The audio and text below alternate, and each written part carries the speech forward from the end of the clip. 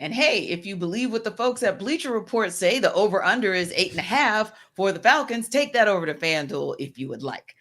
Under with 7 projected wins is where they are landing the Falcons yet again. And that's why we said earlier that once again, somehow the Falcons are landing at the bottom or darn near at the bottom. Now, granted, Bleacher Report didn't stack at 1-32, right? They broke theirs down in divisions.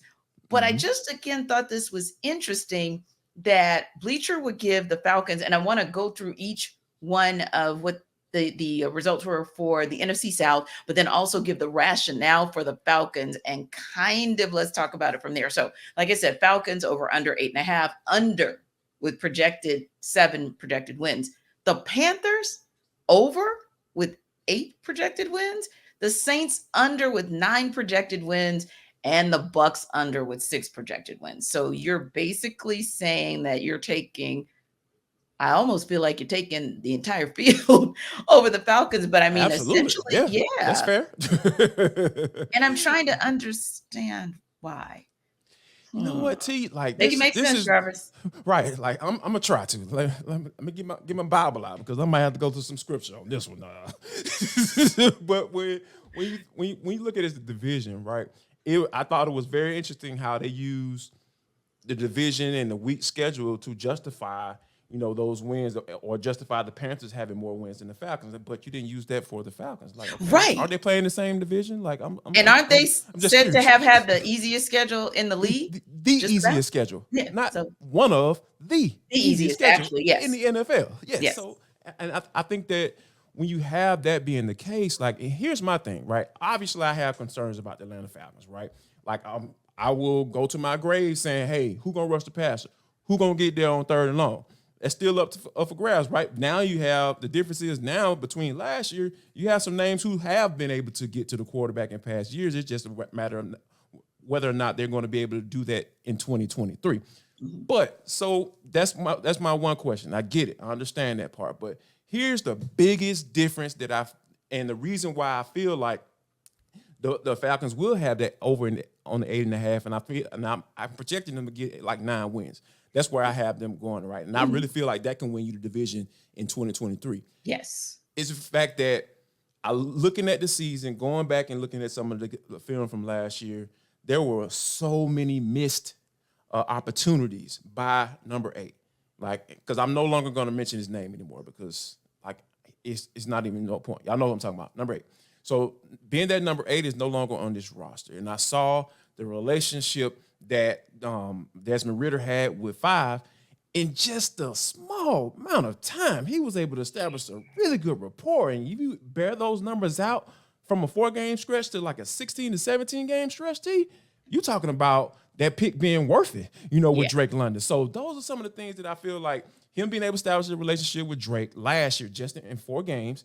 And then now you have Kyle Pitts who's tweeting out saying, hey, I ain't going to be on the pup list, Jarvis. I don't know what you talking about. I'm going to be around.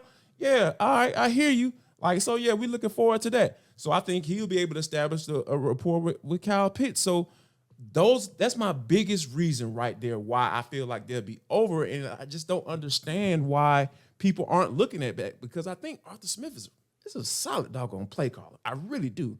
So I think he's going to put Desmond in situations where he's not going to necessarily have to prove himself every Sunday that he's a viable starter in the NFL and all that crap. So, yeah, I think they're going to lean on the run game. They're going to lean on play action.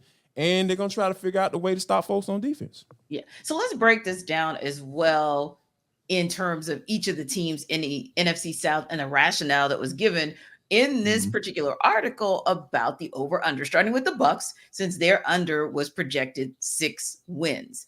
Here's the rationale for that, which I tend to agree with. It's essentially a rebuild following big changes in the trenches for this team. They don't have a long-term future quarterback, and this could be, we don't want to say a tank year, but this could be that year where they just say, hey, we already kind of know we can chalk this up to transition, right? So Caleb Williams, tank for Caleb. You know what I'm saying? Yeah. Maybe one of those things. Yes, exactly. So, I mean, I can certainly see why they would think that this team would be under with 6 projected wins. And also, they're rebuilding the O-line. So no matter who you have under center or in the backfield, your O-line can't block anybody. So it doesn't matter. And it doesn't matter who Kyle Trask or Baker Mayfield is throwing to, whether they have Michael Evans or not, doesn't matter. You probably can't get the ball to them. So I can see the rationales for that because they are truly in rebuild mode. But again, I go back to when you juxtapose the rationale for those 6 projected wins versus the under with the 7 projected wins, it doesn't kind of add up because the only thing you're saying is that the Falcons are the definition, their words, not ours, of mediocre in almost every single way. There isn't enough talent on either side of the ball for them to make a run. And I'm about to say something, but there's just enough to hang around 500 in a bad division. The jury's still also very much out on Desmond Ridder. Can I go to and use a pun intended? He says, there isn't enough talent on either side of the ball to make a run. The word run is the critical piece of that statement. There we go. Yes. Like, I'm come leave it on, right like, see, that's why, like, a lot of times I really feel like I'm so glad this season is about to be over. Yes, We're about to yes. see some real contact. We're about to see some pads put on, and we're really gonna get our eyeballs on what this team is gonna be in 23-3. Because, like, here's the thing. Like, when you have a guy like Arthur Smith calling plays, and you're talking about that run piece, right? That pun intended. Like, he's not going to put Desmond Ridder in a bad situation. On the way that Desmond Ridder gets put in a bad situation, if he puts himself in it, because Agreed. Arthur Smith is going to call plays accordingly. Let's go back when Matt Ryan was the quarterback of the team. They had no chance in hell of running the football. They just didn't. They couldn't do it. That Mike Davis, whoever, whatever, they had that running back at the spot right back then. Like, they couldn't do it. And the offensive line couldn't block for him and none of that. They couldn't do anything. But they had a guy who was a former MVP quarterback. Now, granted, he was on the downside of his career. So they threw the ball a lot. That's what people seem to forget. So he's going to cater his offense to whoever's under the center. And I think that when people talk about, like, oh, they're going to run the ball 70% of the time. No, they're not. They're going to have some success. I really wholeheartedly believe that they're going to have some success running the football this year. And Arthur Smith is going to really be able to implement some guys because he has so many weapons on offense. And here's another thing, T. Like, everybody talking about how the Falcons need wide receivers.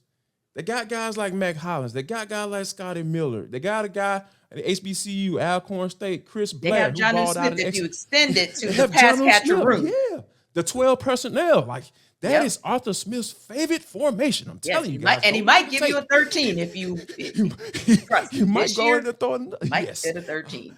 Ain't So no that's one of the things I was thinking as well, Jarvis. That's why I said pun intended, and I know you co-signed on that too, because it didn't ring.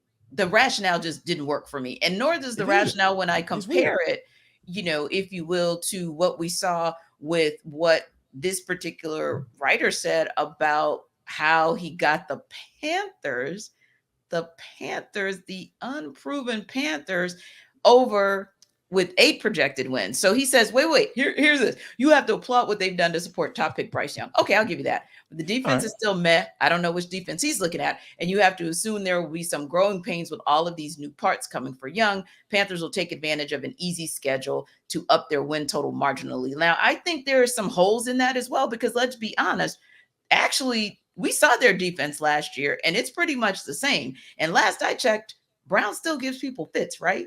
So I was looking at the rationale for the Panthers' uptick in wins this season over last 8 projected wins, and it still takes me back to, now, how do we get to 7 with the Falcons and 8 with the Panthers? Because, again, Bryce Young, absolutely great pick. Probably going to be really solid, but just recall, folks, he's a rookie. There's going to be a learning curve. Yeah, it's going to be a learning curve. And I think that, you have to understand, people have to understand that, those 4 games was really crucial, I feel, in deciding to go with Ridder to be QB1 this year.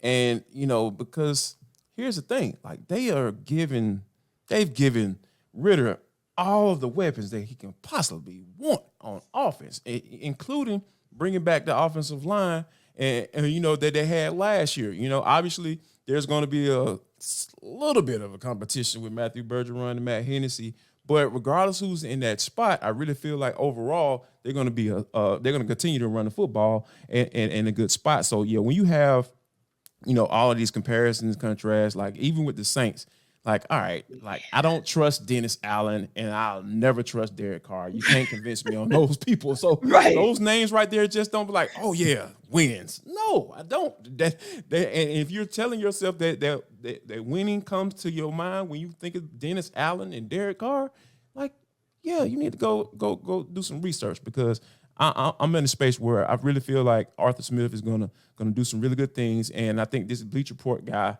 whoever wrote this doggone article, he need to go back and try again. So. Yeah, and mission accomplished if the goal was for us to click on it and debate it. Of course. Yeah, no doubt. Yeah, that's the whole point, right? Right. And then the rationale that he gave was a stout defense for the Saints. That's the rationale he gave for them with 9 wins.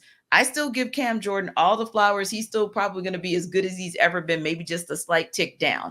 Demario Davis, yes, absolutely. Give him thumbs up as well. But honestly, Marshawn Lattimore and Marcus May, and Tyrann Mathieu, and love my homeboy, but let's just be honest. That secondary is getting older and that secondary is often injured. So if that's where you're hanging your hat at who's on the defensive front and who's going to be the secondary, and you call that stout relative to the Falcons' new look secondary and their new look defensive front and who's going to be there trying to get around the edge to rush. Again, I just find that to be a very shaky rationale at best. But hey, look, everyday years, if you guys disagree and for some reason you guys agree and think that the Falcons indeed might hover around that under with projected wins at 7, but that they're right on the Panthers with 8 over, under 9 with the Saints, and over 6 with the Bucks, you know what to do.